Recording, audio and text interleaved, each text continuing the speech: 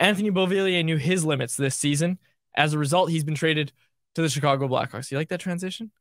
Yeah, it was pretty good. Thank you. Anthony Beauvillier to the Chicago Blackhawks for a 5th round pick. We have a game to break down, folks. A 3-1 victory over the Anaheim Ducks. But first, we got to get to it.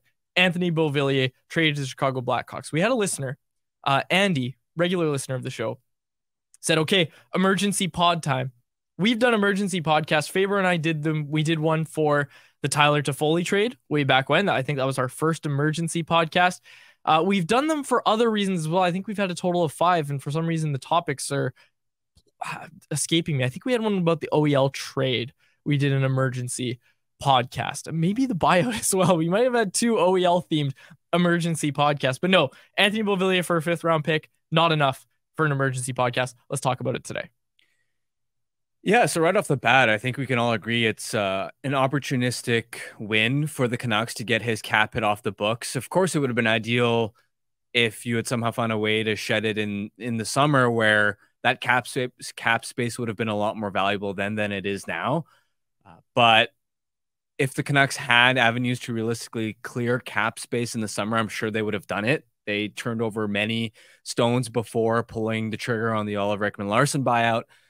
So this is, again, opportunistic is just the best way of describing it, right? Chicago, because of their need to terminate Corey Perry's contract plus Taylor Hall being out for the entire season, they are in such a shortage of top 9 NHL wingers, and that's exactly what Anthony Beauvillier can do. I mean, poor Connor Bedard.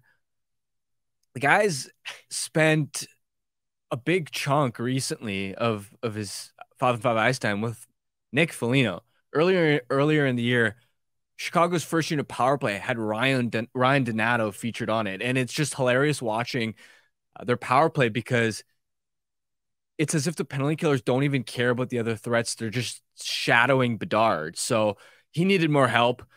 We don't know, obviously, if Beauvillier is going to play on Bedard's wing necessarily, but they just needed more offensive talent, because it really was Bedard and then sort of everybody else on that team. You have to think he's going to get a shot there at some point, especially when all you did is give up a 5th round pick for him. They're going to give him a shot with Bedard. They have to. He's going to get a shot with them. I think he actually might do well. It's similar to what we saw when he came to Vancouver last season in his little heater that he went on to finish out last year, playing alongside Elias Pettersson, who was obviously red hot for all of last season, really. But Connor Bedard, you have to think that Beauvillier is going to get a shot with him. Yeah, and the Hawks have had weird success rehabilitating Canucks reclamation projects. Jason Dickinson had 30 points last year. This year, he's up to 7 goals and 12 points in 20 games. That's more goals and points than he ever scored in a Canucks uniform. People in Chicago are describing him as a legit third-line center on a good team. And like that, him being that type of potential trade chip. You say people in Chicago, but with those kind of numbers and what he's doing defensively for Chicago, it's an accurate statement. Yeah. Like, he is a good third-line center on a good team. And it's funny because it was such a disastrous fit in Vancouver. The way he played in a Canucks uniform 2 years ago, he would not, if that same version of Dickinson was on the Canucks' roster today, he would not crack the top 12 forwards. Nils Oman would be in the lineup over him. Yep. And yet here he is back as the third line center the Canucks hoped he originally was when they acquired him. So maybe Beauvillier ends up having similar success. It definitely feels like he could pop, but that opportunity and fit just wasn't right here. And for the Canucks, who've been so pressed up against the cap, to have some breathing room, even just in the interim, to be able to, for instance, today, recall an extra forward in Linus Karlsson, it just helps to have that extra little bit of flexibility. Of course, it could help them sign Ethan Bear now, potentially make some upgrades down the road closer to the trade deadline. It's a nice piece of business for the Canucks. Grady, let's get a look at the call-ups here that they made today. The Canucks made some roster moves. Matt Irwin gets recalled. Linus Karlsson gets recalled along with him. Akito Hirose goes down to Abbotsford. Don't think that came as much of a surprise. We had Karan in our chat yesterday saying if he's not going to play, just send him down. And I feel like that's a fair statement, and one that the general manager obviously agreed with, because Akito Hirose has been assigned to the Abbotsford Canucks. Matt Irwin recalled from Abbotsford. So nice for the local kid to get that NHL salary. And Linus Karlsson as well, recalled from Abbotsford. People in the chat are asking about Christian Wolanin. I think he's just a little banged up, but he's going to continue to progress. And I think that's what the team wants to see from him, is just get back to 100% and then come out, and maybe he'll be a help to the NHL squad at some point. Any surprises on these roster moves for you? Not really. Again, as you sort of mentioned, it makes more sense to have Hirose playing professional games, because despite how old he is, you have to remember that he's barely had pro experience, and the more reps he can gain, the faster he can hopefully acclimate. Plus, we know at this point that the coaching staff doesn't quite have that trust level in him. Maybe they'll have a bit more of that in Matt Irwin. Doesn't hurt to give him a shot in, let's say, seventh defenseman role if you need somebody to fill in the lineup, or somebody ends up temporarily getting banged up. So no real surprises there. I mean, Karlsson didn't look out of place in the one game we saw him, so it makes sense to be carrying an extra forward around. Now that you have the cap space to do that, all sensible. I just want to give this take on the Beauvillier trade before we shift to last night's game. You and I were chatting about this right before we came in, and I've seen a lot of this, especially on social media, just people having this idea that, well, this is an utter failure because they traded for Beauvillier as a part of the Horvat deal. And some people were saying, oh, he's the main piece in the Horvat deal, and they just gave him up for a 5th round pick.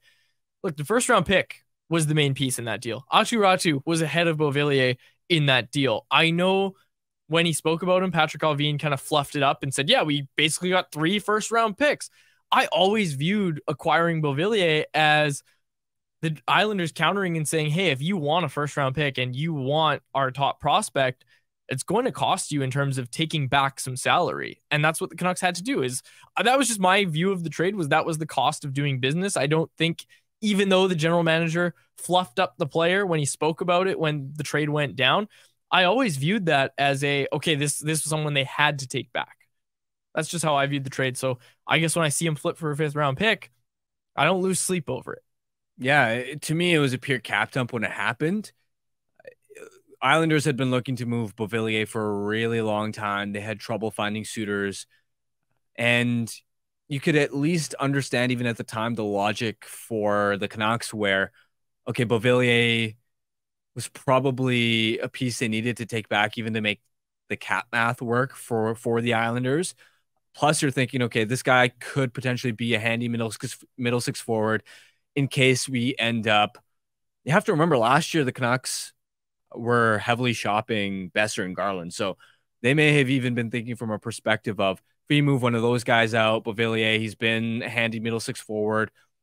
He could offer short-term top 9 help there, and then we can capitalize on the cap space once his contract actually expires. So I understood why he was part of the original deal, and I'm glad now that clearly, since the fit was so awkward, that they were able to get him off the books.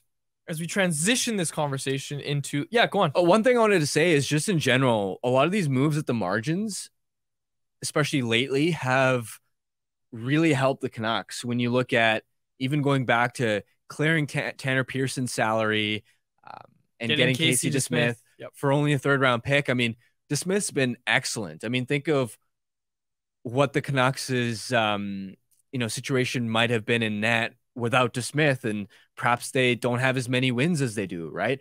Same sort of thing for Sam Lafferty, the way he's upgraded their bottom 6, playing at center, given the injuries to Bluger first and then Suter recently.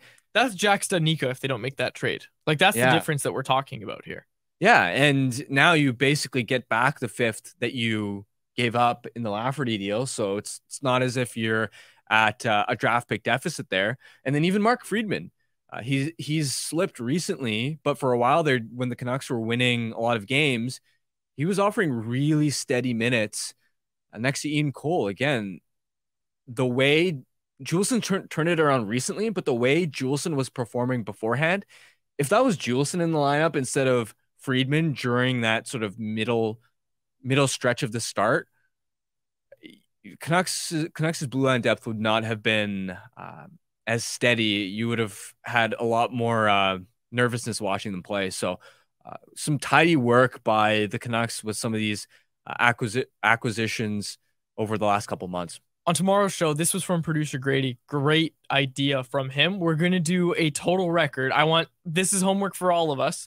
3 independent records. We're not going to come to an agreement. 3 independent ones. Don't show your work to each other of wins, losses, and ties / toss-ups for the Canucks record with trading since Patrick Galvin has come in. And we'll break down all of our records tomorrow. That'll be on Thursday's show. But before that, on Wednesday's show, we need to talk about the 3-1 victory over the Anaheim Ducks on Tuesday night. And the guy I want to talk about first, Harman, is kind of a transition with Beauvillier, and that's Nils Aman, because I thought he's been great. I thought last night especially, there were a few times where I was watching him and saying, there's a north-south player. Like there's a player that Tocchet's going to really like. He had that rush, I believe it was in the first period, where goes into the zone and basically goes through 2 Anaheim defenders and just gets right to the net. And I think it was like a backhand chop on goal is what it ended up being, because he had to fight through some traffic, but still got to the net, put the puck on net. And like, hey, that's a dangerous opportunity when you're that close to the net. So I was really impressed with Nils Aman last night. I think the organization as a whole has been very impressed with him. That's why he got the 2-year deal, notably at a one-way contract. So he's going to make his salary no matter where he's playing. Organization clearly believes this is a guy who can play in the NHL. I think that had a lot, Nils Aman had a lot to do with why they felt comfortable moving on from Anthony Beauvillier. Really? Well, think about your lineup. Think about your lineup, right? Mm-hmm. When everybody's healthy, is Nils Aman there? Maybe, maybe not. But your overall depth, I think you're more happy with Nils Aman in a bottom 6 role than you are Anthony Beauvillier, especially when you take into consideration the cap hit. And look, this is a team that has shown us with moves like the Sam Lafferty trade that they're not okay with just having a mediocre bottom 6. So you know that they're not going to say, okay, well, we really need this money. So while Aman is a huge step down and we don't like him in the lineup, we're going to move Beauvillier. I think the only reason I definitely shouldn't say only reason. I think a big part of the reason they felt comfortable moving on from him was just how Aman has played so far and how he's played in Abbotsford. Like, this is a point per game player in the AHL this season. Yeah, it's an interesting take. I hadn't thought about it that way since Aman's more of a center and Beauvillier is a winger, but the way you laid it out does make some sense. And you're bang on in that. I really like how he's performed. I think he looks much better than he did last season, where for sure it sort of felt like he hadn't quite filled out his frame, whereas now it feels like he's stronger protecting pucks. I mean, last season he'd get laid out consistently. Like, I don't know how many huge hits he just got.